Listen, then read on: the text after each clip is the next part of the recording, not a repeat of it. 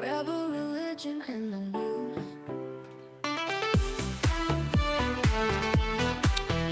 Good morning. This is Rebel Religion in the News, where we take a look at the events of the day in the news and see how they relate to our relationship with the Lord. I'm Jerry O'Lennon. Co-host is Alfredo Romero, the pastor of Rock of Life Fellowship.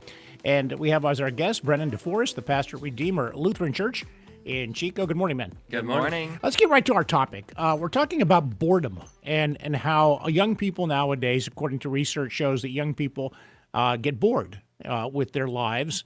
And we're talking, I guess, you help me out. What is Gen Z? What age range is this, Pastor? We're looking at born 1997 to maybe 2017 or Okay, that's so we're too long a talking spread. 20s to 30s Yeah, range. yeah. Yeah. Why are there so many people at that age who say they're bored with life? I mean, social media is a big thing. You can just sit around and do the doom scroll, but also, television for a long time has been made in 10 to 15-minute increments. I've never heard of the doom scroll. I like the that. sound of it. The Yeah. doom scroll. Sounds like a video game. I'm playing doom scroll. I'm guilty of that myself. But one of the things about the doom scroll, it depends on what you're scrolling. Oh, yeah. I mean, because sometimes I scroll things just because I find something that's interesting. I find a topic that's interesting, and I'll go, okay, bingo. And you're right. I go to Facebook and I look at some of these things, and I can spend hours upon hours. But other times I'm reading political news, things like that. So it's a difficult thing because we used to have a time when you'd get the Sunday newspaper. Yeah. You don't even know. You're probably not even aware of this. You get the full newspaper, this big, right? Oh, big, it's all folded up. And you would have a morning breakfast, and you sit there and you would read the paper, and you'd have your feet up on the ottoman, and you'd be reading the newspaper for 3-4 hours on a Sunday. Yeah. I believe Archie And it- Bunker read the same newspaper page, for 30 years. Right, the daily news, and so really, is it any different today than it was back then? Props for knowing Archie Bunker, by the way. Yeah. Well, you have that classic line from The Big Chill, where Jeff Goldsworthy says, I'm a newspaper editor, so all of my writings have to be 2 to 3 minutes long, the time that an average person goes to the bathroom. The doom scroll, it never ever ends. Never Yeah, ends. And that's so true. you can just, there's Facebook and Instagram, TikTok, they're all especially bad. You can just keep going forever. Yeah, I find myself doing that on Instagram. Just boom, boom. And I will tell you, I have read some reports that one of the reasons why the kids are bored is because in real life, they don't have the type of stimulation that they get from social media, where it's just instantaneous, and if they don't see something they like, they just scroll through it. Where in life, you can't just scroll through life. So they're looking for something that stimulates them, their auditory and their visual. Well, even children's TV shows these days, Cocomelon, Bluey's pretty good, but some of those, they're so stimulating, whereas the ones that I grew up with, I mean, Rugrats was pretty stimulating, but Yeah. Bear in the Big Blue House, Caillou, those were pretty low stimulation. Those are the days when you can go, remember the days of, or even Yeah. for you gentlemen, Saturday morning cartoons, pretty easy That going. was big. Saturday Yeah, morning was huge. cartoons was big. Yeah. You'd be up at 6:30, 7 o'clock. You'd watch cartoons. Yeah. Yeah, you'd watch 6 o'clock. You'd watch Davy and Goliath, and then 6:30 you'd watch Gumby, Yeah. and then at 7 o'clock the Banana Splits, and Wow. then it just kept going from there. You're watching Bugs Bunny and Lidsville and H.R. Puff and stuff. I can go on and on. But our parents used to tell you how terrible that was. Oh, you're just sitting around watching TV. Now we sit here and we say, well, that's a good thing. We're watching cartoons. Back in the day, our parents Right. would say, "What do you do? Go outside and play. Go do some work. Go do something that stimulates your body instead of just stimulates your funny bone." And so it's just a constant cycle of every generation that we were seems better than the one we're in. Yeah, but just real quick, just for the information of our audience here, the cartoons on Saturday morning, at least in the 70s and 80s, they ended at 12 o'clock. Yeah. And then we all went outside and played for the course, rest of yeah, the day. We didn't just, it wasn't all day cartoons. It was really only like, let's Yeah. say 7 a.m. to 12. and then we were outside playing. Because Yeah. after that, college football started, and I got bored and left. But Yeah, anyway. there you go. Well, let's talk a little bit about what God says about boredom. Proverbs 19, verses 15, speaks of how slothfulness can lead to unpleasant circumstances. Experiencing boredom, according to this, is not a sin, but attitudes and choices that lead to or arise from boredom may be harmful for a Christian's faith. You come across that, either one of you? We'll start with Pastor Brennan DeForest, Redeemer Lutheran Church. And any situations where you have to deal with people, especially young people in your church, where they're like, Pastor, I'm just bored. I got nothing to do. Do you come across people like that? How do you handle it? I actually typically write my sermons so that they're not too long, kind of a good comfort zone, maybe 10 to 20 minutes. Because after 20 minutes, let's be honest, nobody's listening. And before 10 minutes, I just don't know if I can get in all the stuff that I want to say. Right. So I do have that in mind specifically for sermons. And then, the rest of the service, we move pretty quickly through everything. So I'm hoping that the regular Sunday service isn't boring. Right. I've always brought this up, and I know every pastor I've talked to disagrees with me and gets angry with me, and I think Alfredo's one of them. Yeah. So mad right now. Yes. The greatest sermon of all time, we all agree, is Sermon on the Mount. Sermon on the Mount. The greatest preacher of all time was who? Jesus, Matthew 5 and 6. All right. If you read the Sermon on the Mount at just a regular pace, it would take about 14 minutes. The greatest sermon of all time by the greatest preacher of all time takes about 14 minutes. Okay. And if you count dramatic pauses, couldn't possibly be more than 20 minutes. Sure, yeah. So why does any pastor preach more than 20 minutes? Well, that's a good question. I mean, sometimes there's just, there's too much to say. Maybe the text has a lot of difficulties, or maybe you really want to get a point. But I mean, across. Jesus packed in a wallop quite a bit there, and Yeah, I mean, the Sermon on the Mount. he had that was at the beginning of his ministry. He had 3 years for his disciples to chew on all that and for him to expound on it. Yeah, I do have a point to preach no more than about 35 minutes. Mm-hmm. I think most of my sermons land right about 35. And we're talking about boredom. I mean, and so we kind of got off into a bit of a tangent here, but we're still talking about people losing their attention. And when we're talking right now, we don't want to lose your attention. We want to be interesting. We want to have content that's interesting so that people care and want to talk about it. I mean, it's important not to have people bored when they go to church. And I don't think Jesus likes boring people.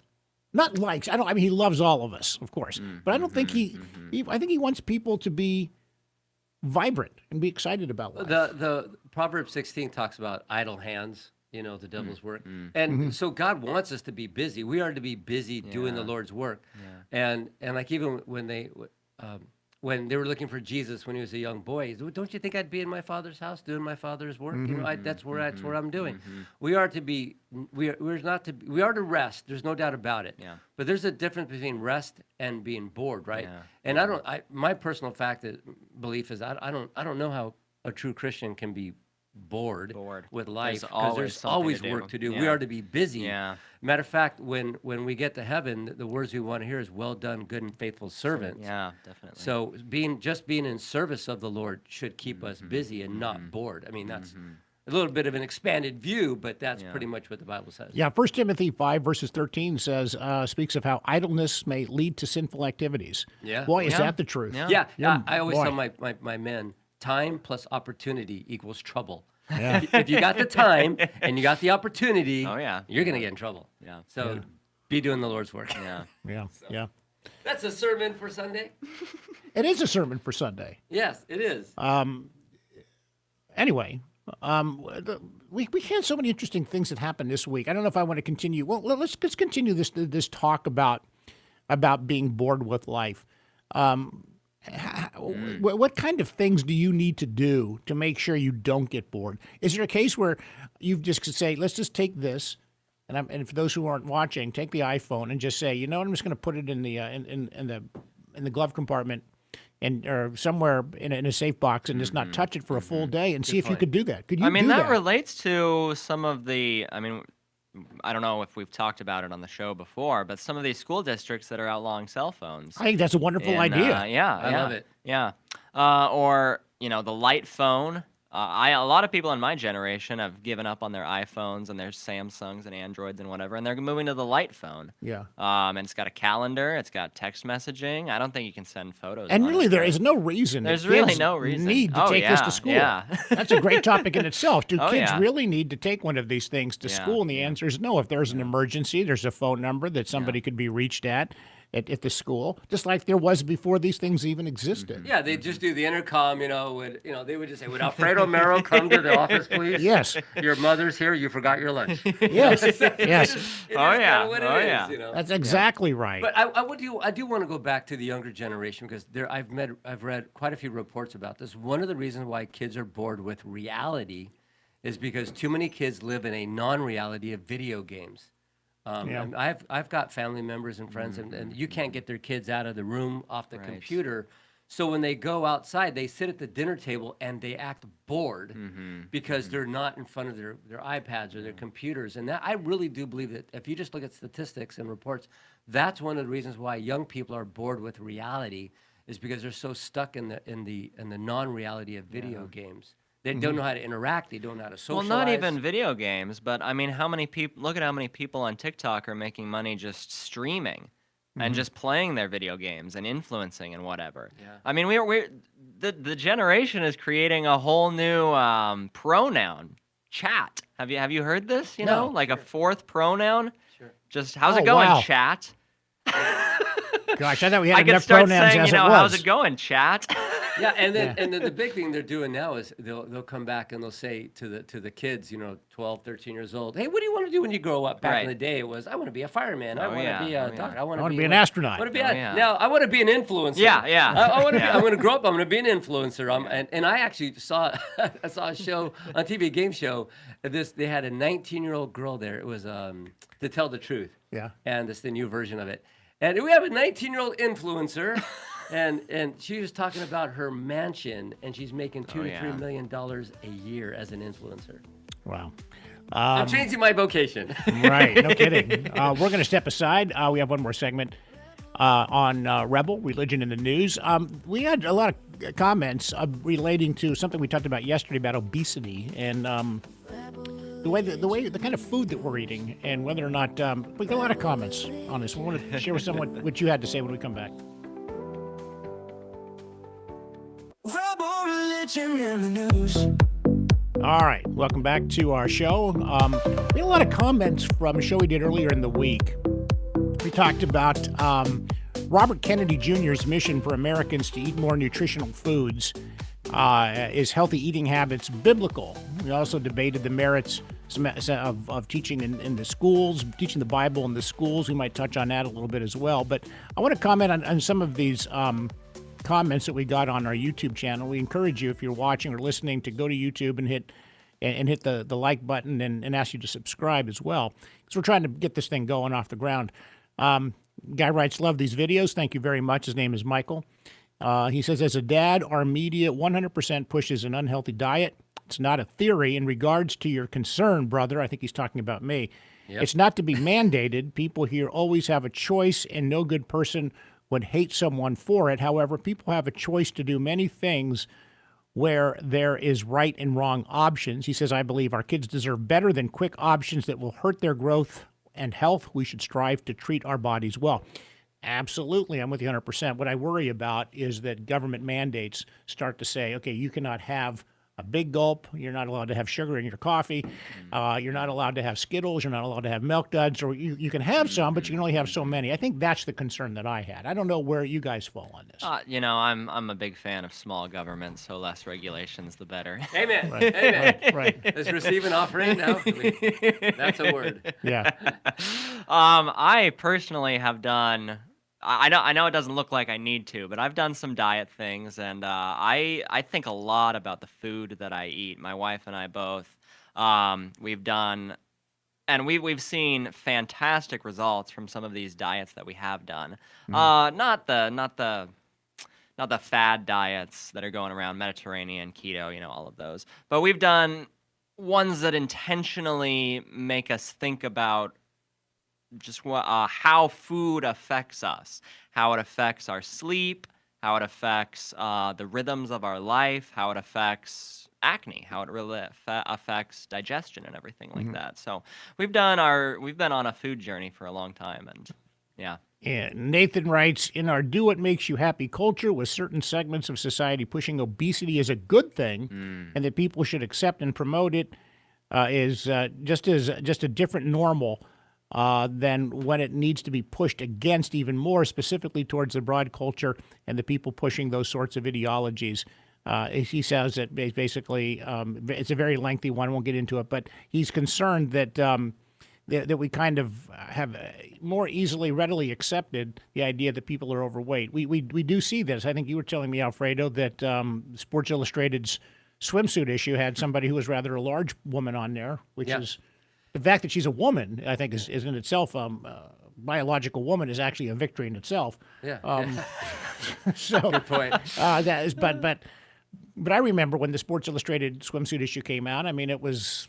Heidi Klum and Sofia and it was always like, wow, this is really risque. Now now you can't even put risque on there anymore. Yeah. No. And I almost long for the days when risque was okay, because there seems to be sort of an acceptance that somehow being large is something to be, bowed down to.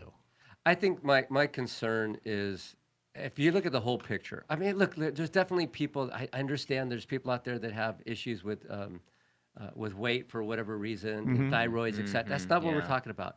We're talking about culture's infatuation almost with unhealthiness. Yeah. And excusing somebody for an unhealthy lifestyle. That's whether it's skinny, fat in between, it doesn't make a difference, but unhealthy lifestyles is what I'm concerned about.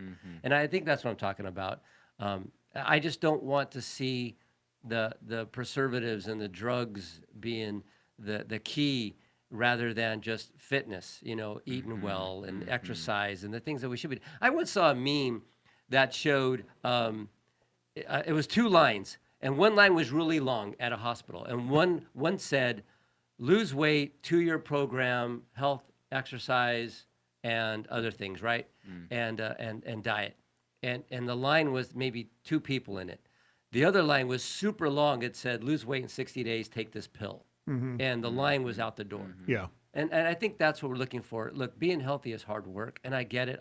I'm going through some health issues right now, and I absolutely have always believed in healthy. But even no matter what I've done to take care of my health, I'm still dealing with something. So I just want people to biblically just take care of their bodies, their temples, and just the best they can. And I know God. I said yesterday, God's people come in all shapes and sizes. Yeah. I just want to promote a healthy. Well, my question is, where does God say, yes, I want you to enjoy a banana split. I want you to enjoy a hot fudge sundae or a donut, and that's good.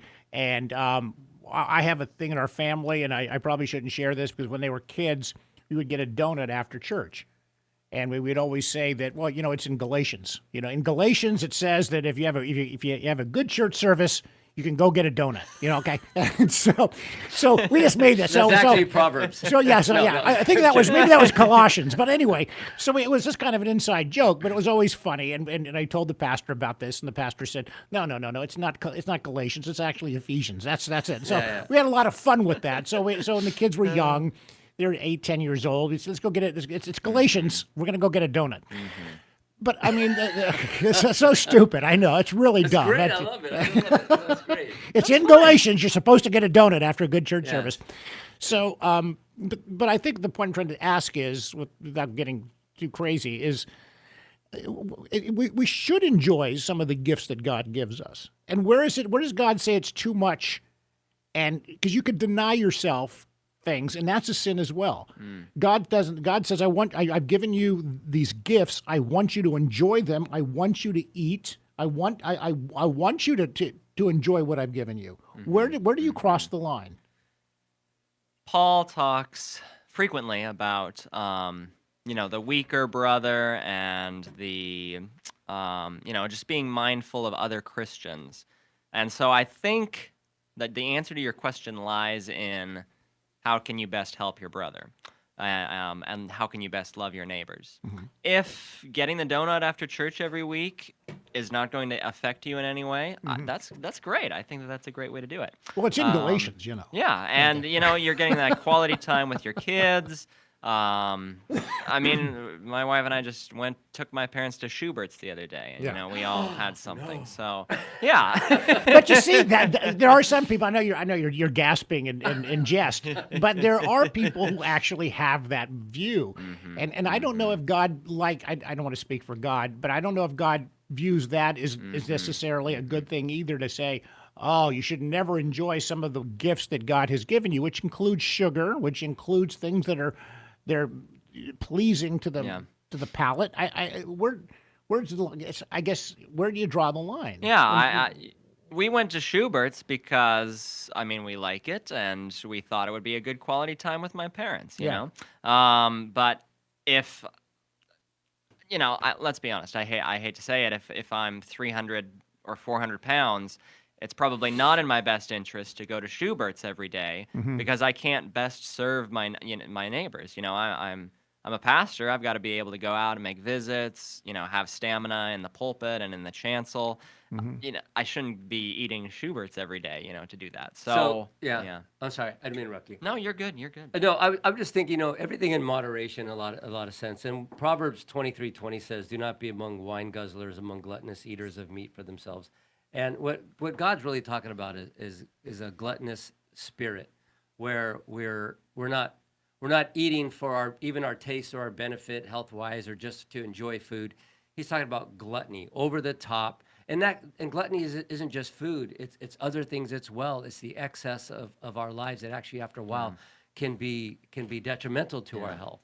You know, even eating, drinking, smoking, you name it. He even says, "Don't be drunk with wine." He didn't say, "Don't ever drink wine," Yeah. because obviously he turned water into wine because that's pretty much what they had to drink back He then. said to Timothy, "Have a little wine for your stomach." That's right. Yeah, So, yeah. but it's about gluttony. It's about overindulging. That even relates to our first segment, you know, not overindulging on the doom scroll or on Yeah. social media. Gluttony and sloth Yeah, are kind yeah. of tied together because if Yeah. you're slothful, you're probably going to be gluttony yeah. as Yeah, well. I hate to say it, but Yeah. yeah. Yeah, there's all the jokes about people that smoke a lot of marijuana. They get very sloth-like. Then they get kind of gluttonous. They have to have a couple of bags of Doritos. Yeah. So there's always that. Yeah. Yeah. Fortunately, I say, look, biblically, God just wants us to take care of ourselves. And anything that we do, whether it's eating, exercising, how we treat others, God just wants us to be. By the way, the old joke of, thou shalt enjoy a donut was in that third tablet that Moses dropped. Yes. You Thou know. shalt have a donut after a good sermon. Yes. Yeah, if you've seen the Mel Brooks History of the World, he dropped the third tablet. I'm pretty sure thou shalt enjoy a donut. Actually, it was a nice trick to get the kids to go to church, you know, and to look Yeah, forward to yeah. going to church and Yeah. pay attention to it. Yeah, I love and- that. Yes, yes. But Yeah. it is in Galatians, and I think if you look it up, if you Google Galatians donut, you'll find out what you're looking for. Obviously, I kid.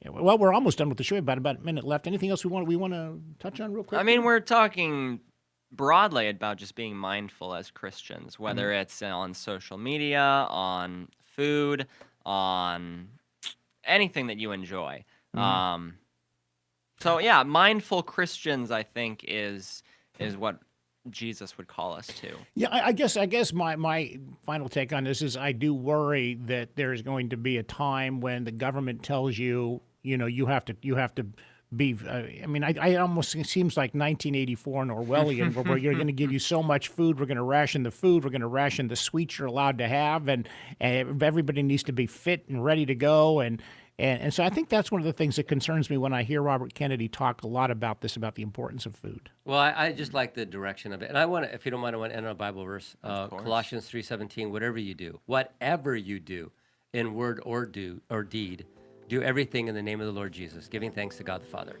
All right. I want to thank my co-host, Alfredo Romero of Rock of Life Fellowship, and also Pastor Brennan DeForest of Redeemer Lutheran Church. You could see on the screen their service time is 10 o'clock Sunday morning. We got their address and phone number as well.